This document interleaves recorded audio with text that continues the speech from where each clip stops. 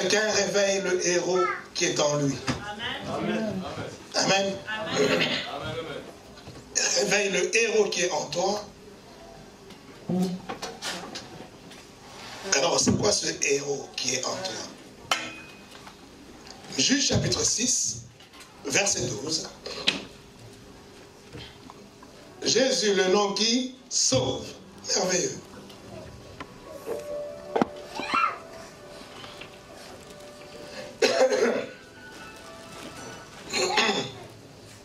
Est-ce que nous pouvons nous lever, lire ce passage par respect à la parole de Dieu?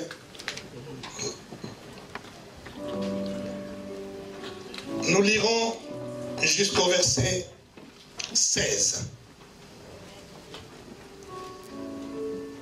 Tout le monde est prêt? Amen. L'ange de l'Éternel lui apparut et lui dit: l'Éternel est avec toi, vaillant héros. Gédéon lui dit: ah, mon Seigneur, si l'Éternel est avec nous, pourquoi toutes ces choses nous sont-elles arrivées? Et où sont tous ces prodiges que nos pères nous racontent? Quand ils disent: l'Éternel nous a-t-il pas fait monter hors d'Égypte? Maintenant l'Éternel nous abandonne et il nous livre entre les mains de Madian. L'Éternel se tourna vers lui et dit: va avec cette force que tu as et délivre Israël de la main de Madian. N'est-ce pas moi qui t'envoie? Verset 15.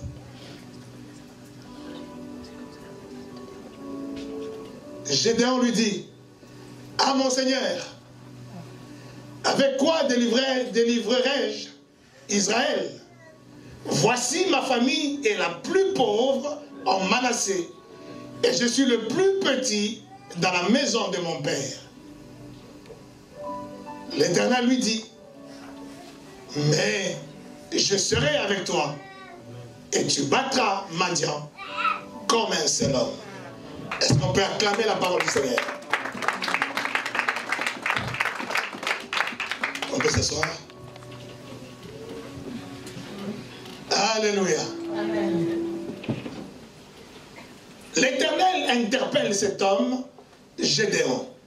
Gédéon qui travaillait, qui était chez son père, dans la parcelle de son père, en train de battre le grain, en train de préparer le grain pour qu'il y ait à manger pour tout le monde, dans la maison, dans la famille. Et il battait le grain en cachette, en fait.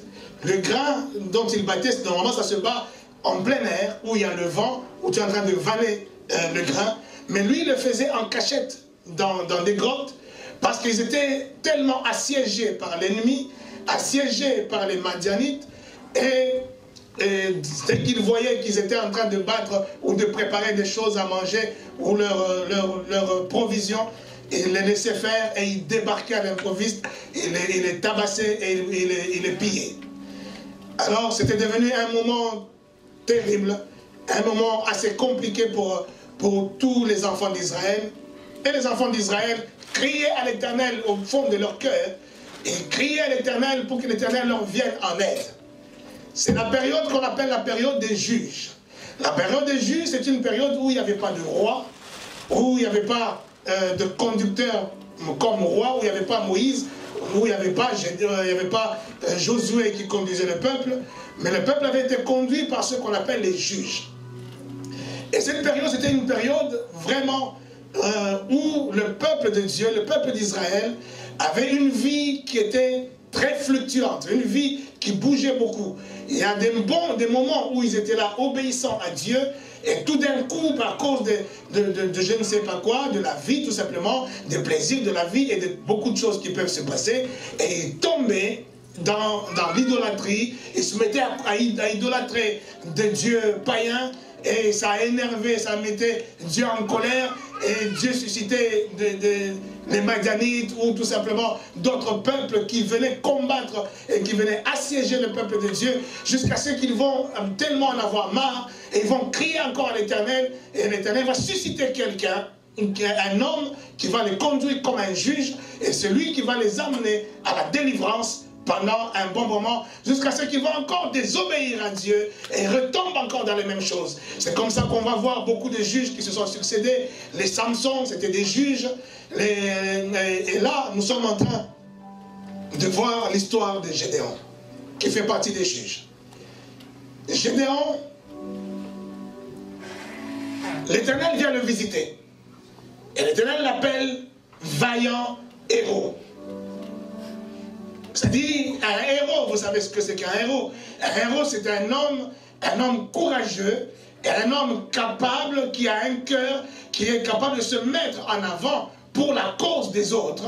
Quelqu'un qui peut se sacrifier lui-même pour que les autres soient dans la paix, les autres soient dans la joie, les autres soient dans le bonheur, mais il se sacrifie pour le monde, pour le peuple, pour sa famille. Tu peux te sacrifier pour ta propre famille, te sacrifier pour ton église, et tu peux être un héros à ce moment-là. Et Gédéon était le héros d'Israël à cet instant, parce que Dieu lui-même l'appelle vaillant héros. Mais au moment où Dieu l'appelle vaillant héros, Gédéon n'avait encore rien fait de la vie.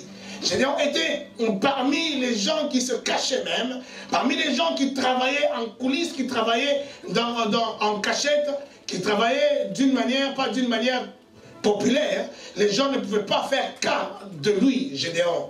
Alléluia. Amen. Et aujourd'hui encore, Dieu est en train de dire à quelqu'un ce matin que je suis en train de t'appeler toi, vaillant héros. Amen.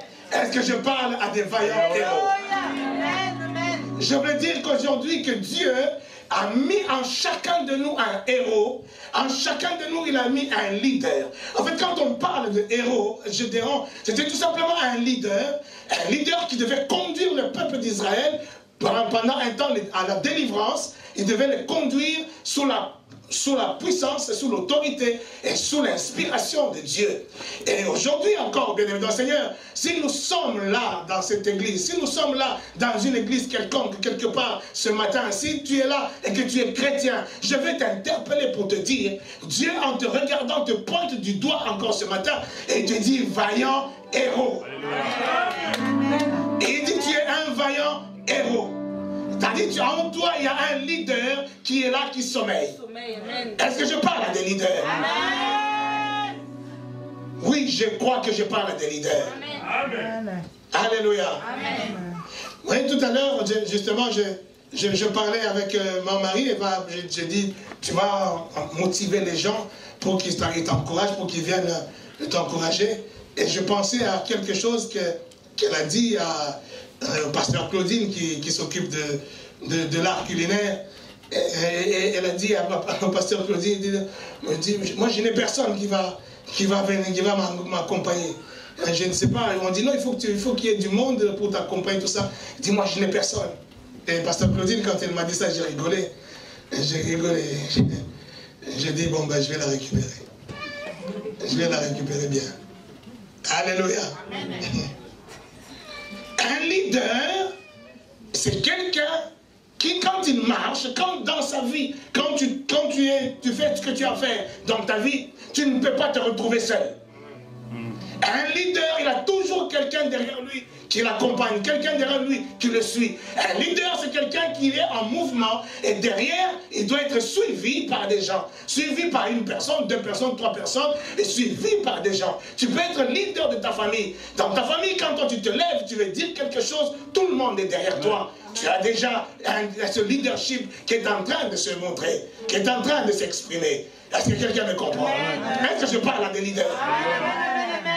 Nous allons voir au travers de Gédéon comment ce Gédéon, Dieu l'a appelé vaillant héros. Comment ce Gédéon l'a appelé, Dieu l'a appelé leader. Et il dit lui-même, Gédéon, revient au verset 12, on va aller tout doucement. Et il dit lui-même, quand Dieu lui pointe du doigt, il dit, vaillant héros. Écoutez comment Gédéon est en train de réagir. Il dit, ah mon Seigneur, si l'Éternel était avec nous, pourquoi toutes ces choses nous sont-elles arrivées? on est en train de l'appeler vaillant héros. Et lui, l'interrogation qu'il est en train de demander à Dieu, il lui parle pas pour lui, pas seulement pour lui, il est en train de parler pour tout le pays, pour tout le peuple d'Israël. Il dit oui, bien sûr, si tu es vraiment l'Éternel qui est en train de me parler, tu es en train de me dire que je suis un vaillant héros. Mais pourquoi toutes ces catastrophes? Pourquoi toutes ces choses? Pourquoi on est assiégé, on est sous la coupe, on est sous le contrôle des peuples païens? Si nous, tu vois, le souci n'est pas le souci de sa propre personne, mais le souci commence d'abord le souci des autres. Est-ce que je parle à quelqu'un?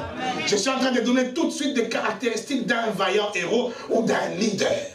Et nous sommes tous des leaders parce que Dieu a mis en nous un leadership puissant, le leadership du modèle divin, le modèle du leader qui est le seul modèle que nous devons suivre. C'est celui qui a commencé par appeler 12 personnes, 12 personnes qui l'ont suivi pendant tout son ministère. Et de ces 12 personnes, aujourd'hui nous sommes ses disciples. Amen. Un modèle typique de leadership qui est le seul modèle à suivre. Il y a plusieurs modèles de leadership qu'on nous enseigne dans le monde. On nous enseigne comment devenir leader. Les leaders de ce monde, généralement, dans leurs principes, ils vont tout faire pour écraser les gens. Comme ça, ils deviennent un leader. Ils vont commencer par bloquer les uns les autres et ils se démarquent par ce leadership-là. Mais en Jésus-Christ, le modèle divin, le modèle du leadership par excellence, ce modèle est d'abord basé par l'amour. L'amour. Et cet amour, on ne peut pas parler d'amour si cet amour n'est pas dirigé vers quelqu'un, vers un peuple, vers une nation. L'amour, on ne peut pas parler d'amour si tu n'as personne devant toi envers qui tu montres cet amour, envers qui tu diriges cet amour. Amen. Alléluia.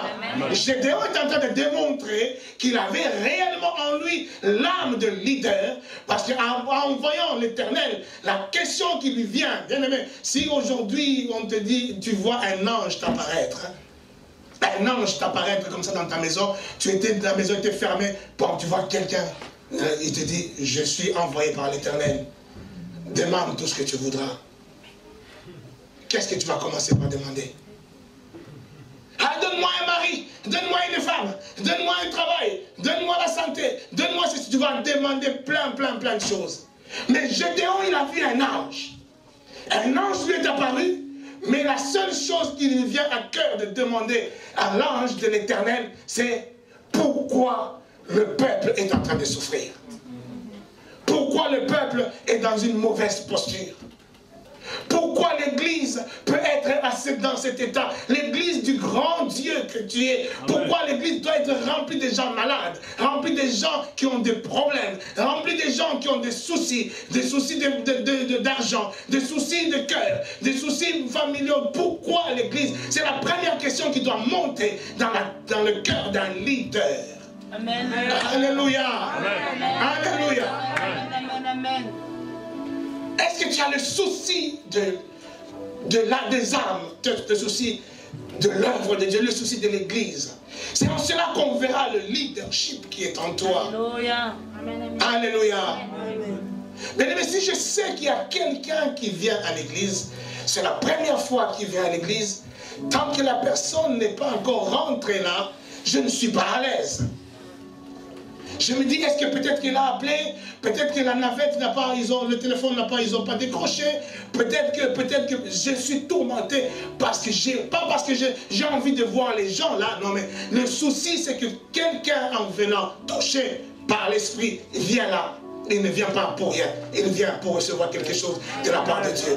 Il vient pour recevoir sa bénédiction. Il vient pour recevoir sa guérison. Il vient pour recevoir son miracle. Et je ne peux pas être moi l'obstacle de ce miracle-là dans la vie de quelqu'un. Est-ce que je parle à un leader? Quelle frustration moi j'ai quand je vois les gens. Je suis allé dans un deuil d'un ami qui a perdu son fils. Je vois les gens, beaucoup d'amis, des gens qui sont dans des situations un peu bizarres, compliquées. Non, c'est pas seulement une situation bizarre financièrement parlant, ou non, quelqu'un, avoir tout simplement quelqu'un, que quelqu'un ne connaît pas Dieu.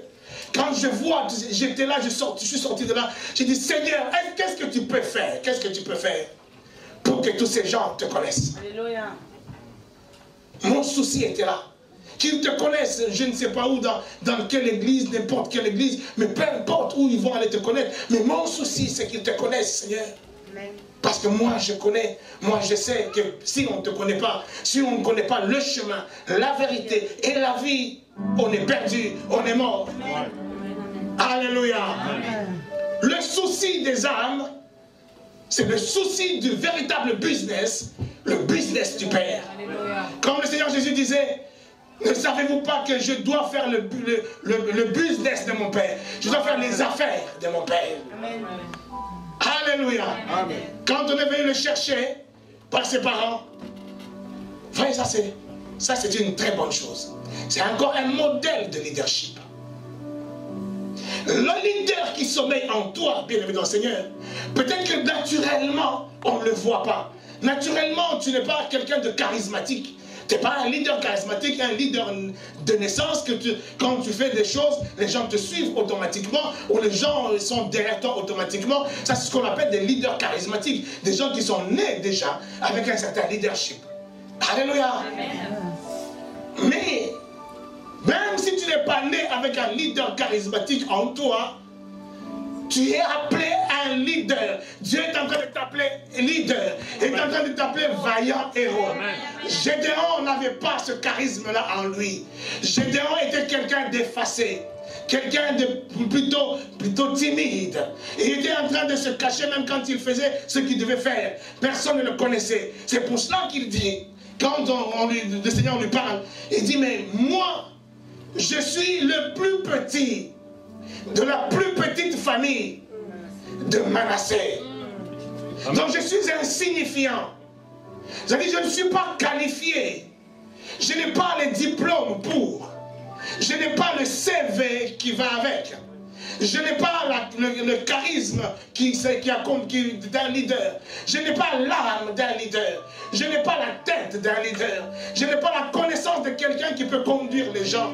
Laisse-moi te dire, Dieu n'est pas en train de chercher quelqu'un de qualifié. Dieu est en train de chercher quelqu'un qui n'est pas du tout qualifié. Est-ce que je parle à des leaders? Dieu cherche quelqu'un qui n'est pas du tout qualifié. Quand le Seigneur Jésus a voulu maintenant marcher, a voulu maintenant mettre son leadership en marche, il a voulu s'entourer maintenant de ceux qui vont le suivre. La Bible dit qu'il est parti chercher qui? Il est parti chercher des pécheurs. Des gens qui ne sont pas du tout qualifiés à la tâche que le Seigneur attendait d'eux. Est-ce que quelqu'un me comprend? Amen. Est-ce que quelqu'un me saisit? Amen. Je vais dire à quelqu'un, ne regarde pas ce que tu es. Ne regarde pas ce que tu as. Ne regarde pas ce que toi tu peux. Mais regarde celui qui t'appelle. Regarde celui qui te dit que tu es un héros. Regarde celui qui te dit que tu es un vaillant héros. Que tu es un leader. Et le monde a besoin de leaders. Les choses que dans ta vie, tu as besoin de ce leadership qui est en toi. Sinon, ta vie tourne en rond. C'est le leader qui sait conduire les choses. C'est le leader qui sait amener une affaire jusqu'à l'aboutissement. C'est le leader qui peut faire marcher les choses selon Dieu. Amen. Et ce leadership, il est en toi. Amen. Non, je disais que ce leadership est en toi. Amen. Alléluia. Beaucoup de chrétiens aujourd'hui, il va poser des questions. Papa, non, moi, qu'est-ce que moi je peux faire? Moi, je ne suis pas capable. Tu sais, moi, je n'ai pas de diplôme. Il ne s'agit pas de diplôme. Il ne s'agit pas de diplôme. Il s'agit tout simplement d'accepter. Gédéon, après avoir entendu, le Seigneur lui dit, tout ce que tu dis là, c'est bien. Tu dis que non, toi, tu n'es pas capable. Toi, tu es le plus petit, de la plus petite famille. Tu n'es pas qualifié, tu n'es pas ceci. Ne sais-tu pas que moi je suis avec toi? Amen. Je vais dire à quelqu'un, être avec Jésus est la seule chose qu'il te faut pour que ton leadership puisse se mettre en haut. Ne regarde pas si tu es capable ou pas. mais regarde à Jésus. Parce que la capacité, c'est Jésus. Aujourd'hui, si quelqu'un a besoin d'un miracle ce matin, tu as besoin d'une guérison ce matin, mais ne me regarde pas comme un chirurgien, parce que je n'ai pas les capacités d'un chirurgien. Ne me regarde pas comme un gynécologue, parce que je n'ai jamais été dans un hôpital. Je ne suis pas gynécologue, mais j'ai les capacités qui dépassent les gynécologues, qui dépassent les chirurgiens, qui dépassent les généralistes, qui dépassent tous les médecins. Mais c'est parce que moi je regarde à celui qui m'a handicapé. Parce que moi j'ai les yeux fixés sur Jésus. Alléluia. Est-ce qu'il y a des hommes capables ici? Amen. Est-ce qu'il y a des hommes capables? Alléluia. Alléluia.